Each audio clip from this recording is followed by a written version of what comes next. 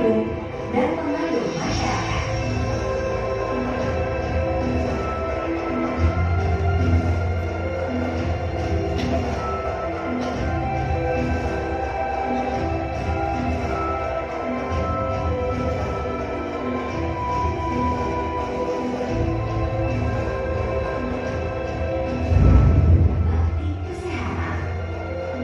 Memberikan pelayanan kesehatan secara gratis, terutama kepada masyarakat daerah terpencil atau terdampak bencana.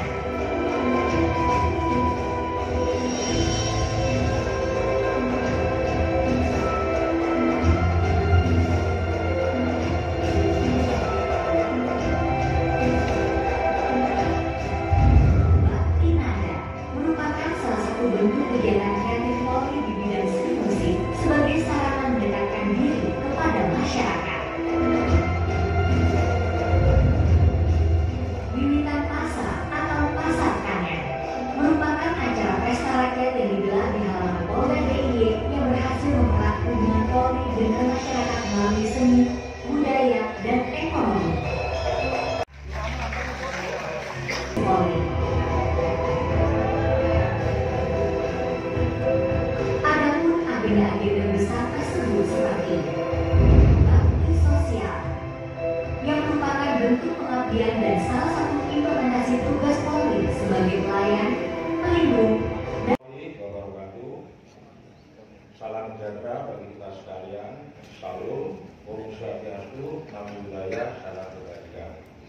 Yang terhormat Bapak Kapolda DIY, Dirjen Polri Pondok Nainggolan SIK MH, yang saya hormati Bapak Kapolda DIY, Brigadir Jenderal Polisi Aktivitas Agustiadi Baktiar SIK MSI, yang saya hormati Bapak Irwasda Polda DIY, Kombes Pol Adi Wibowo SIK MSI, yang saya hormati pula Bapak Wakil Rektor UGM, Dr. Aris Dito SOS MSI selaku penanggap, Ketua PWD DIY Bapak Dr. Andes Budoro SH, Ketua AMSI Akademi Media Center Indonesia DIY Bapak Agung Nurwandono, para pejabat utama Polda DIY, para tamu undangan dan rekan-rekan media yang saya cintai dan saya banggakan. Pertama, marilah kita senantiasa memanjatkan puji syukur kepada Tuhan Yang Maha Esa, karena atas limpahan rahmat dan karunia-Nya kita masih diberikan kesehatan, kekuatan, dan kesempatan untuk hadir di tempat ini dalam kegiatan Jumpa Pers akhir tahun 2024. Dan terima kasih atas kehadiran Bapak dan Ibu-Ibu semuanya dalam Jumpa Pers akhir tahun ini. Dan mohon maaf jika dalam penyambutan dan dalam penyelenggaraan kegiatan ini masih jauh dari sempurna. Sebagaimana diatur dalam Undang-Undang Nomor 14 Tahun 2008 tentang Keterbukaan Informasi Publik (KIP), maka Polri sebagai badan publik memiliki kewajiban untuk menyampaikan informasi terkait kegiatan dan kinerjanya. Oleh karena itu, sebagai bentuk pertanggungjawaban kinerja Polri, khususnya Polda DIY kepada publik, maka dilaksanakan kegiatan Jumpa Pers akhir tahun 2024 untuk menyampaikan analisa dan evaluasi situasi Kamtibmas, terobosan kreatif, dan keberhasilan Polda DIY yang telah dilaksanakan. Dan terima kasih atas kehadiran Bapak dan Ibu-Ibu semuanya dalam Jumpa Pers akhir tahun ini. Dan mohon maaf jika dalam penyambutan dan dalam penyelenggaraan kegiatan ini masih jauh dari sempurna. Sebagaimana diatur dalam Undang-Undang Nomor 14 Tahun 2008 tentang Keterbukaan Informasi Publik (KIP), maka Polri sebagai badan publik memiliki kewajiban untuk menyampaikan informasi terkait kegiatan dan kinerjanya. Oleh karena itu, sebagai bentuk pertanggungjawaban kinerja Polri, khususnya Polda DIY kepada publik, maka dilaksanakan kegiatan Jumpa Pers akhir tahun 2024 untuk menyampaikan analisa dan evaluasi situasi Kamtibmas, terobosan kreatif, dan keberhasilan Polda DIY yang telah dilaksanakan. Untuk menyampaikan nanti materi Jumpa Pers akhir tahun 2024 kepada Bapak Dr. Aris Dito Kami mohon juga untuk bisa menyampaikan tanggapan terhadap kinerja Polda DIY. Sebelum mengakhiri sambutan ini, kami mengucapkan terima kasih kepada rekan-rekan media yang selama ini sudah bekerja sama memberikan informasi kepada masyarakat terkait kegiatan Polda DIY. Dan mohon maaf apabila masih ada kekurangan. Kami berupaya untuk mengawali, menyertai, dan mengakhiri seluruh kegiatan kepolisian dengan rasa nalar dan rokok. Demikian sambutan saya. Semoga Tuhan Maha Esa senantiasa memberikan bimbingan dan perlindungan kepada kita sekalian dalam melanjutkan tugas dan pengabdian terbaik kepada masyarakat, bangsa, dan negara. Yogyakarta, Desember 2024, bagi Humas Polda DIY. Assalamualaikum warahmatullahi wabarakatuh. Bapak Mas Bruno, Ketua AMSI DIY, Mas Agung Purwodono, para pejabat utama Polda DIY, dan tentunya saudara-saudara dan rekan-rekan, Bapak Ibu, teman-teman media yang hadir pada hari ini, yang telah menemani kita di tahun 2024 ini. Bapak Ibu sekalian, saya atas perintah Bapak Kabid Humas, karena kan ini Godfather of Humas, menyampaikan rilis tahunan. Yang terhormat Bapak Rektor, Ketua PWI, Ketua AMSI, dan seluruh teman-teman media yang hadir, bahwa rilis tahunan ini merupakan laporan kepolisian Republik Indonesia, khususnya Polda Daerah Istimewa Yogyakarta, kepada publik, terkhusus publik di Daerah Istimewa Yogyakarta, atas hal-hal yang sudah kami lakukan dan apa yang kami hadapi dan apa yang sudah kita peroleh berdasarkan kinerja yang sudah kita lakukan, di mana Polri sebagai lembaga, sebagai alat negara, dia memiliki tugas dalam melindungi, mengayomi, melayani, dan memberikan rasa keadilan melalui proses penegakan hukum yang dilakukan. Bapak Ibu sekalian, dalam paparan nanti kami akan membagi paparan tersebut menjadi 3 kategori besar, yaitu preemptive, preventif, penegakan hukum, dan tentunya di dalamnya ada rehabilitasi sosial. Bapak Ibu sekalian, preemptif sering diabaikan, sering dianggap sebuah kegiatan yang hanya berupa penyuluhan, tetapi preemptif itu sebenarnya adalah 50% daripada kehidupan polisi dalam memberi pelayanan kepada masyarakat. Kenapa saya sebut 50%? Karena definisi dari preemptif itu sendiri berdasarkan Perkap 1 tahun 2019 merupakan sebuah upaya mengubah aspek tentang kehidupan masyarakat. Sebagai semudahnya adalah apabila dalam suatu komplek perumahan itu sendiri terjadi tindak pidana atau gangguan sosial, maka harus dilakukan upaya perubahan di dalam tempat atau komplek perumahan tersebut. Bapak Mas Bruno, Ketua AMSI DIY, Mas Agung Purwodono, para pejabat utama Polda DIY, dan tentunya saudara-saudara dan rekan-rekan, Bapak Ibu, teman-teman media yang hadir pada hari ini, yang telah menemani kita di tahun 2024 ini. Bapak Ibu sekalian, saya atas perintah Bapak Kabid Humas, karena kan ini Godfather of Humas, menyampaikan rilis tahunan.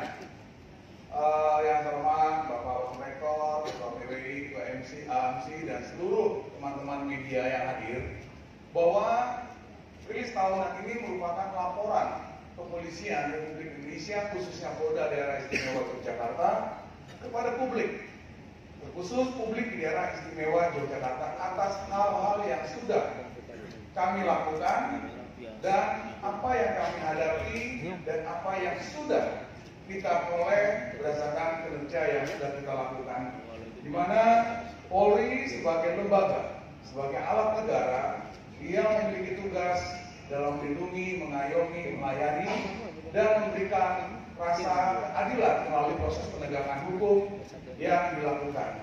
Bapak Ibu sekalian, dalam paparan nanti kami akan membagi paparan tersebut menjadi 3 kategori besar, yaitu preemptive, preventif, penegakan hukum, dan tentunya di dalamnya ada rehabilitasi sosial.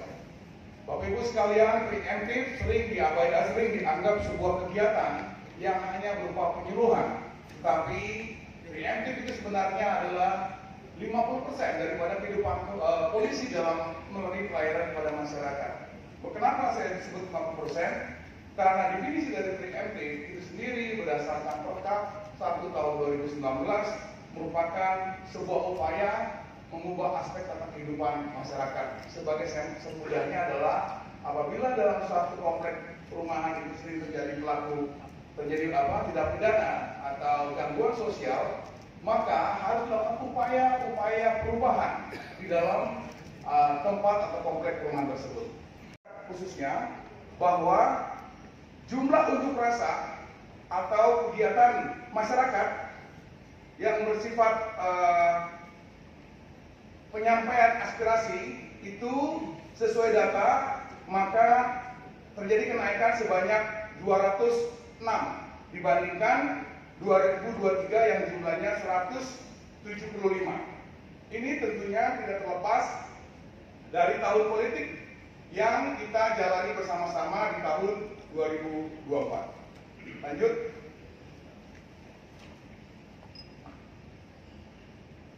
Bapak Ibu sekalian, pada kesempatan ini kami juga menyampaikan bahwa data jumlah kegiatan masyarakat ini merupakan sebuah alat ukur yang kami lakukan. Bahwa semakin banyak kegiatan di Jogja, itu menunjukkan bahwa masyarakat merasa nyaman untuk melakukan event atau membuat event-event di Yogyakarta. Salah satu program kerja yang kami gaungkan untuk Polda, bahwa Polri dalam hal ini Polda Jogja harus berperan dalam pembangunan, baik sebagai supporter maupun sebagai inisiator. Supporter, pendukung, yaitu ada salah satunya mempermudah perolehan izin baik usaha yang sifatnya kegiatan maupun usaha-usaha UMKM yang ada di masyarakat. Nah, apabila kita lihat dari tahun 2022 ke 2023 itu sudah terjadi peningkatan, maka di tahun 2024 ini juga mengalami peningkatan, di mana jumlah kegiatannya di tahun 2023 itu sejumlah 1045, di tahun 2024 itu 2544. Kami berharap bahwa upaya-upaya yang kita lakukan ini membuat masyarakat merasa nyaman dan aman untuk melakukan aktivitas di Yogyakarta. Pertimbangannya adalah bahwa dua industri utama di Yogyakarta ini yang merupakan penopang daripada kehidupan berekonomi. Yang pertama, pariwisata, budaya. Yang kedua, pendidikan. Nah, dua industri utama ini yang dibutuhkan pertama adalah keamanan dan kenyamanan. Nah, kami mencoba hadir secara institusi, hadir secara pribadi untuk bisa mendorong kegiatan ini dengan harapan makin banyak kegiatan, maka makin banyak income yang masuk ke wilayah Yogyakarta dan akan mendorong perekonomian, tentunya menambah kesejahteraan masyarakat Yogyakarta. Itu 7.676. Tahun 2024, 8.409, naik 733 kasus. Kalau kita bandingkan antara crime clearance dan crime total di tahun 2024, maka 78% perkara yang dilaporkan itu telah diselesaikan oleh Polda Daerah Istimewa Yogyakarta beserta jajarannya. Lalu clearance rate itu sekitar, tadi saya sampaikan, mengalami kenaikan 9,1%.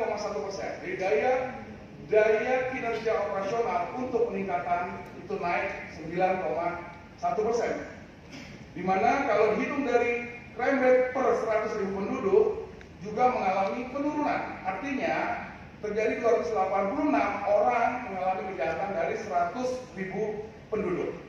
Kita berharap angka-angka crime rate, crime clock, dan crime index itu turun. Itu adalah alat ukur sebuah wilayah mengalami proses menuju terkendali dan semakin aman. Crime clock-nya sudah nampak di situ bahwa terjadi perlambatan. Artinya bahwa perlambatan terjadi sebuah tindak pidana dari satu kasus, dari kasus tertentu itu mengalami perlambatan sebanyak 0,0147 detik. Crime index ini adalah kejahatan yang kita pilih. Yaitu kami memilih curang, pencurian dengan memperatan, curas, pencurian dengan kekerasan, curanmor, pencurian kendaraan bermotor, anirat, dan juga pengeroyokan. Pemilihan itu tentunya berdasar kepada angka yang terjadi pada tahun-tahun sebelumnya, dan ini merupakan kejahatan yang paling meresahkan langsung kepada masyarakat. Maka seluruh kegiatan patroli dan sebagainya itu diharapkan mampu menurunkan crime index, termasuk di dalamnya penyebaran atau penanggulangan terhadap peredaran narkotika. Pada kesempatan siang hari ini, Pak Kadif Humas, ini berapa lama ya saya menyampaikan?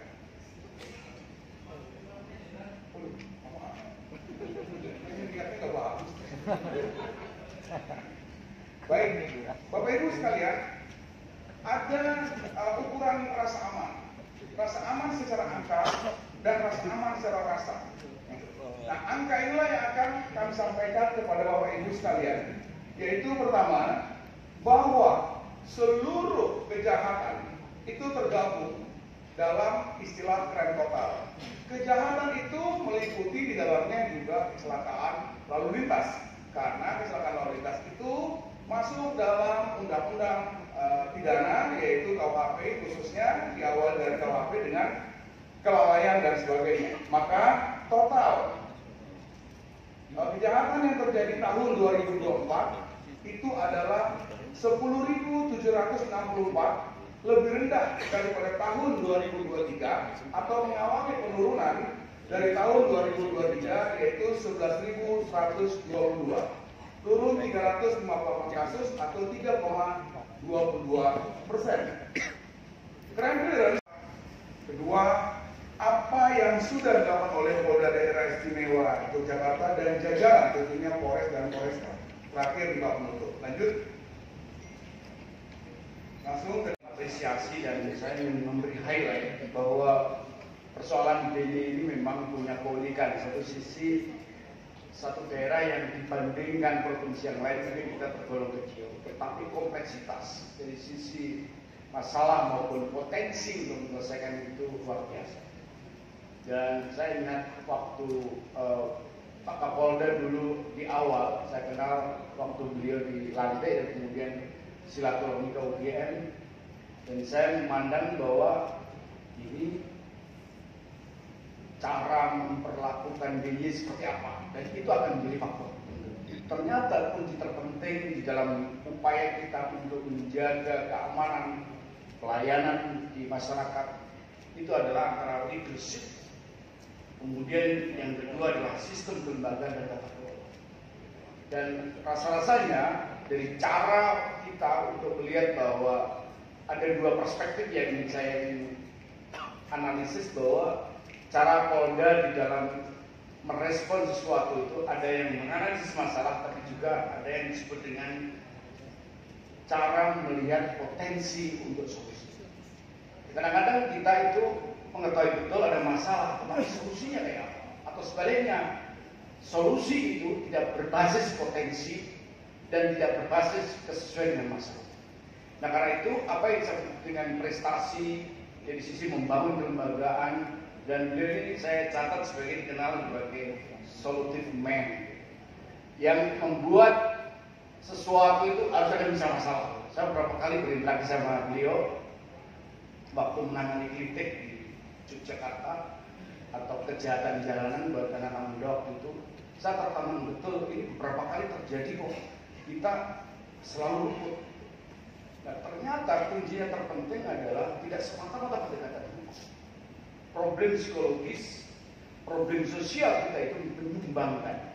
Ternyata cara pandang ini juga berkembang bahwa kalau masyarakat itu dia tenang, masyarakat itu ekonominya juga didekati. Apresiasi, dan saya ingin memberi highlight bahwa persoalan DIY ini memang punya keunikan. Di satu sisi, satu daerah yang dibandingkan provinsi yang lain mungkin kita tergolong kecil, tetapi kompleksitas dari sisi masalah maupun potensi untuk menyelesaikan itu luar biasa. Dan saya ingat waktu Pak Kapolda dulu di awal, saya kenal waktu beliau di lantai dan kemudian silaturahmi ke UGM, dan saya memandang bahwa ini cara memperlakukan DIY seperti apa, dan itu akan menjadi faktor. ternyata kunci terpenting di dalam upaya kita untuk menjaga keamanan pelayanan di masyarakat itu adalah antara leadership, kemudian yang kedua adalah sistem kelembagaan dan tata kelola. Dan rasa-rasanya dari cara kita untuk melihat bahwa ada dua perspektif yang ingin saya analisis, bahwa cara Polda di dalam merespon sesuatu itu ada yang menganalisis masalah, tapi juga ada yang disebut dengan cara melihat potensi untuk solusi. Kadang-kadang kita itu mengetahui betul ada masalah, tetapi solusinya kayak apa? Atau sebaliknya, solusi itu tidak berbasis potensi dan tidak berbasis kesesuaian dengan masalah. Nah, karena itu apa yang disebut dengan prestasi dari sisi membangun kelembagaan, dan beliau ini saya catat sebagai dikenal sebagai solutive man yang membuat sesuatu itu harus ada bisa masalah. Saya beberapa kali berinteraksi sama beliau waktu menangani kritik di Yogyakarta atau kejahatan jalanan buat anak muda waktu itu. Saya tertanam betul ini beberapa kali terjadi kok, kita selalu luput. Nah, ternyata kuncinya terpenting adalah tidak semata-mata pendekatan hukum. Problem psikologis, problem sosial kita itu menyumbangkan. Ternyata cara pandang ini juga berkembang bahwa kalau masyarakat itu dia tenang, masyarakat itu ekonominya juga didekati,